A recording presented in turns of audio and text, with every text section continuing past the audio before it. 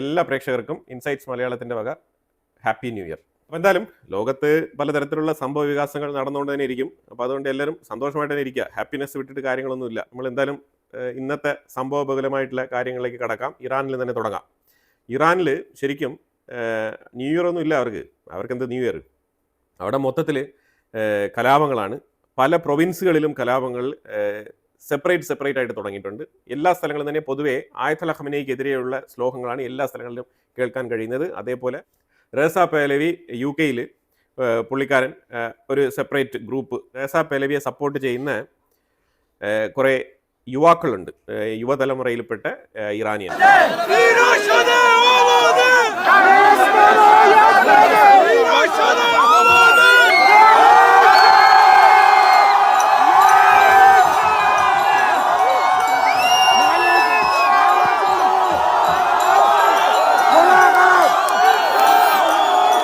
അപ്പം ഇത് ഇറാന്റെ ഉള്ളിലും ഈ റേസ പെലവിയുടെ ഈ ഒരു ഇൻഫ്ലുവൻസ് ആഞ്ഞടിക്കുന്നുണ്ട്. അത് ഷാ ഭരണകൂടത്തിനെ അനുകൂലിക്കുന്ന തരത്തിലുള്ള സ്വരങ്ങൾ നമുക്ക് ഈ പ്രതിഷേധങ്ങൾക്കിടയിൽ നിന്നും നമുക്ക് കേൾക്കാൻ കഴിയുന്നുണ്ട്. അതുപോലെ തന്നെ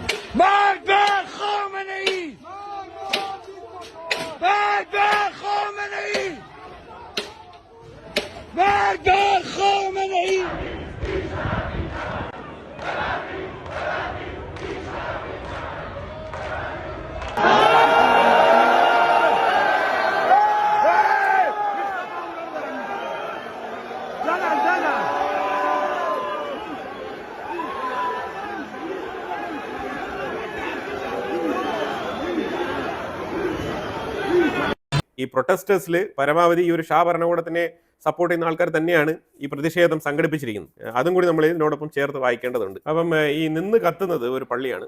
ഈ പള്ളി 19ാം നൂറ്റാണ്ടിൽ പണി കഴിപ്പിച്ച പള്ളിയാണ്. വളരെ നല്ലൊരു ആർക്കിടെക്ചറാണ് ഈ ഒരു പള്ളി. ഈ നെതർലാൻഡിലെ ആംസ്റ്റർഡാമിലാണ് ഇത് സ്ഥിതി ചെയ്യുന്നത്. വാണ്ടൽകർ എന്ന് പറഞ്ഞ സ്ഥലത്താണ് ഈ ചർച്ച് സ്ഥിതി ചെയ്യുന്നത്. ഈ ചർച്ച് ഇന്നലെ രാത്രി മൊത്തം ന്യൂ ഇയർ സെലിബ്രേഷനുമായിട്ട് ബന്ധപ്പെട്ട് ചർച്ച് തന്നെ ആ ഒരു ഫയർ വർക്സിലേക്ക് പോകുന്ന ഒരു സാഹചര്യമാണ് കാണാൻ കഴിഞ്ഞത്. ഇതിനകത്ത് തീവ്രവാദികളുടെ ഇൻവോൾവ്മെൻറ്റ് ഇതിനകത്ത് ഉണ്ടോ എന്നുള്ള അന്വേഷണം നടക്കുന്നുണ്ട്.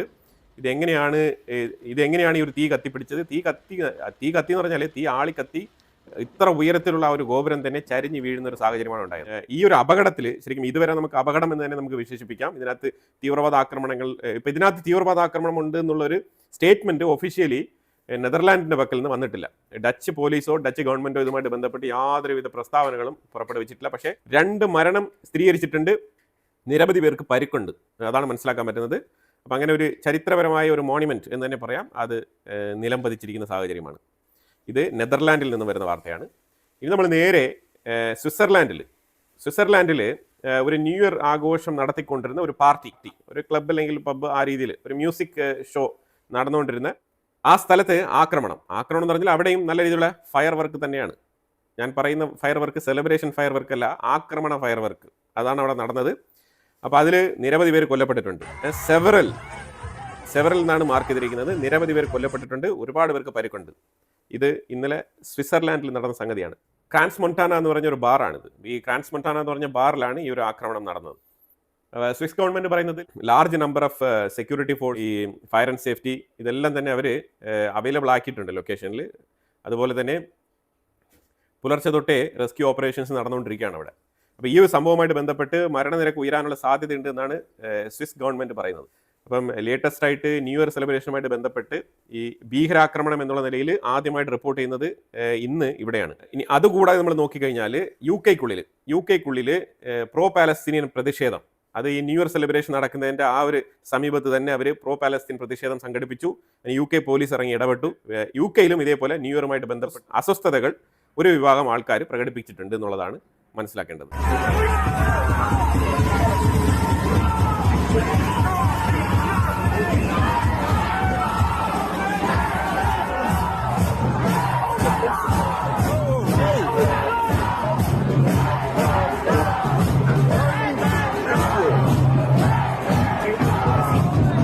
Listen, I appreciate what you're doing. I'm literally just trying to report. Because you're protesting, they're going to push you back and they don't want you to... I literally was holding his card out. I've just got past him as well. That was unnecessary. ഇങ്ങനെ ഒരു 3 സംഭവങ്ങളാണ് critically ഇപ്പം നിലവിൽ ഈ new year ആഘോഷവുമായിട്ട് ബന്ധപ്പെട്ട് latest ആയിട്ട് വന്നുകൊണ്ടിരിക്കുന്ന വാർത്തകൾ. ഇനി ഉടനീളം അങ്ങോട്ട് എന്തെങ്കിലുമൊക്കെ ആക്രമണങ്ങൾ ഉണ്ടാകുമോ ഇല്ലയോ എന്നുള്ളതൊന്നും നമുക്കറിയില്ല. പക്ഷേ ഇപ്പോൾ നിലവിൽ ഇതാണ് സ്ഥിതിഗതികൾ. ന്യൂ ഇയർ സെലിബ്രേഷൻ ഇത്തവണ അടിച്ച് പൊളിച്ച് ന്യൂ ഇയർ ആഘോഷിച്ചതിൽ 2-3 രാജ്യങ്ങളുടെ പേര് നമ്മൾ എടുത്തു പറയാം. 1 ചൈന, 2 തായ്ലാൻഡ്, 3 തായ്വാൻ. ഈ 3 രാജ്യങ്ങളും കൂടി നമ്മൾ നോക്കിക്കാണേണ്ടതാണ്. വല്ലാത്ത രീതിയിൽ അവരുടെ ന്യൂ ഇയർ സെലിബ്രേഷൻ അവർ എക്സ്ട്രോർഡിനറി ആയിട്ടാണ് അവർ അതിൻ്റെ ഡെക്കറേഷൻസ് ഒരുക്കിയിരുന്നത്. അതിൻ്റെ ഫൂട്ടേജസ് ഞാനിവിടെ വെക്കാം, നിങ്ങളതൊന്ന് കണ്ടുപോയിക്കോളൂ.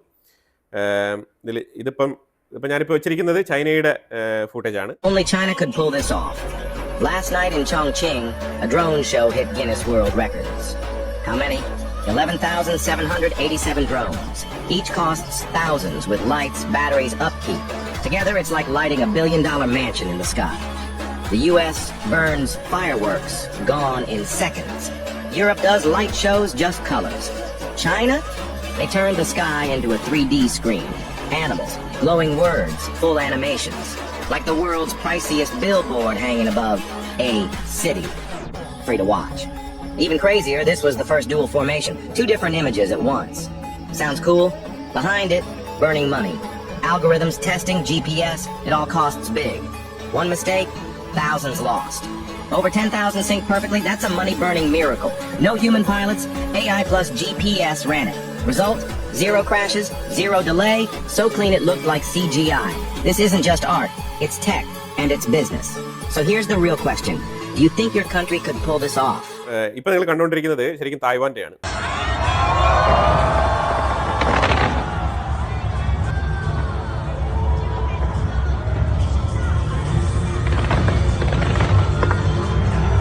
അതുപോലെ തന്നെ ഇപ്പം തായ്ലാൻഡും കംബോഡിയയും ജസ്റ്റ് യുദ്ധം അവസാനിപ്പിച്ചിട്ട് ഒരു ദിവസമായതേ ഉള്ളൂ.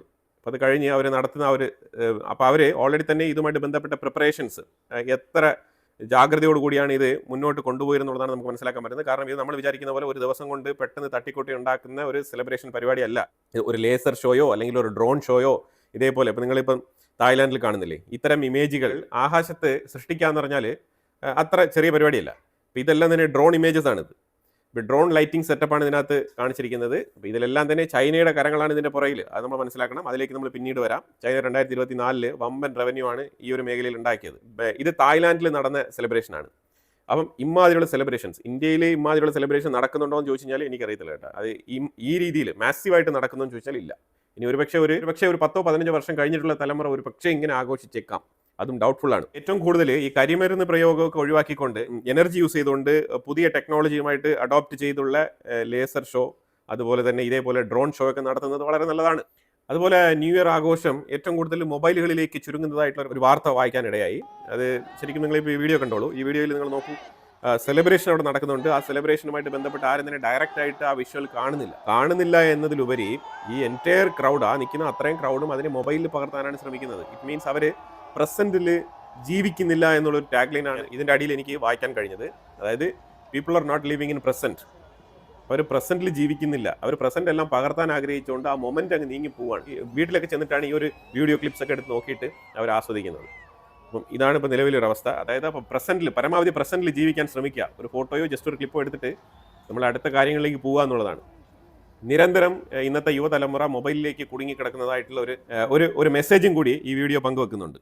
Global revenue for China, entire വേൾഡിൽ 80% ഫയർ വർക്കും നടത്തുന്നത് ചൈനയാണ്.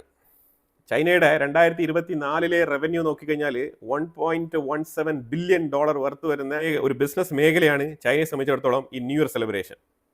അതായത് നമുക്ക് വേണമെങ്കിൽ ചൈനയിൽ അവർ നടത്തുന്ന ആ ഒരു ഫയർ വർക്കിനെ അവർക്ക് കോംപ്ലിമെന്റ് എന്നുള്ള നിലയിൽ ഫ്രീ ആയിട്ട് തന്നെ അവർ നടത്തുന്നു എന്ന് നമ്മൾ അനുമാനിക്കാൻ.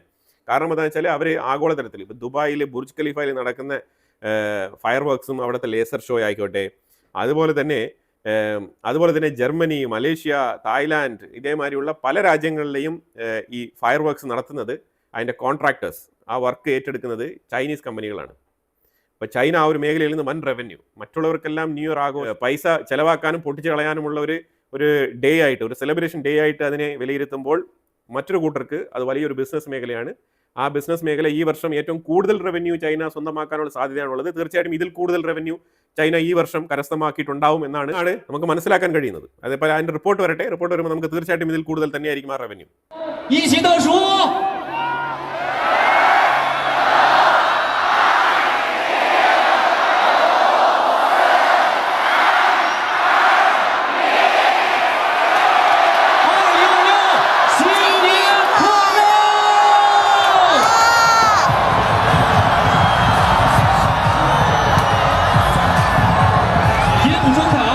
以最灿烂的光影为我们点亮新年的钟声。电子烟花盛放在成都的夜空，这是独属于成都人的浪漫，也是成都送给每个人的新年礼物。愿这光芒照亮未来的每一步，愿今晚所有许下的心愿都在新的一年生根发芽，如愿以偿。新年快乐！